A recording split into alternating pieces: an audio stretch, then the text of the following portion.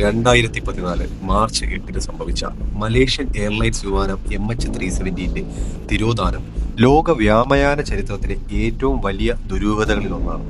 കോലാലംപൂരിൽ നിന്ന് ബീജിംഗിലേക്ക് 239 യാത്രക്കാരുമായി പറന്നുയർന്ന ബോയിങ് 777 വിമാനം പറന്നുയർന്ന് ഏകദേശം 1 മണിക്കൂറിന് ശേഷം റഡാറിൽ നിന്ന് അപ്രത്യക്ഷമായി. ഇത് എവിടെ പോയി എന്നതിനെക്കുറിച്ച് ഒരു വിവരവുമില്ലാതെ ലോകം മുഴുവൻ ഞെട്ടി. വിമാനത്തിൽ 227 യാത്രക്കാരും 12 ജീവനക്കാരുമാണ് ഉണ്ടായിരുന്നത്. ഇതിൽ ഭൂരിഭാഗവും ചൈനീസ് പൗരന്മാരായിരുന്നു. വിമാനം കാണാതായ ഉടൻ തന്നെ വലിയ തോതിലുള്ള തിരച്ചിൽ പ്രവർത്തനങ്ങൾ ആരംഭിച്ചു. ഇന്റർനാഷണൽ സെർച്ച് ടീമുകൾ ഇന്ത്യൻ മഹാസമുദ്രത്തിന്റെ വിശാലമായ ഭാഗങ്ങളിൽ തിരച്ചിൽ നടത്തി. എന്നാൽ വിമാനത്തിന്റെ ഒരു അവശിഷ്ടവും കണ്ടെത്താനായില്ല. ചില ഭാഗങ്ങൾ പിന്നീട് റീയൂണിയൻ ദ്വീപ് പോലുള്ള സ്ഥലങ്ങളിൽ നിന്ന് കണ്ടെത്തിയെങ്കിലും വിമാനത്തിന്റെ പ്രധാന ഭാഗങ്ങളോ യാത്രക്കാരോ കണ്ടെത്താനായില്ല.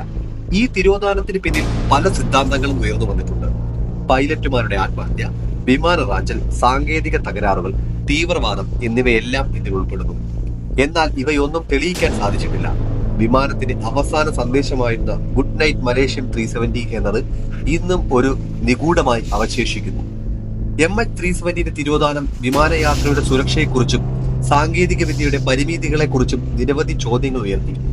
ഇത്രയും വലിയൊരു വിമാനം എങ്ങനെ യാതൊരു സൂചനയും നൽകാതെ അപ്രത്യക്ഷമായി എന്നത് ഇന്നും ഉത്തരം കിട്ടാത്ത ചോദ്യങ്ങളുമായി തുടരുന്നു.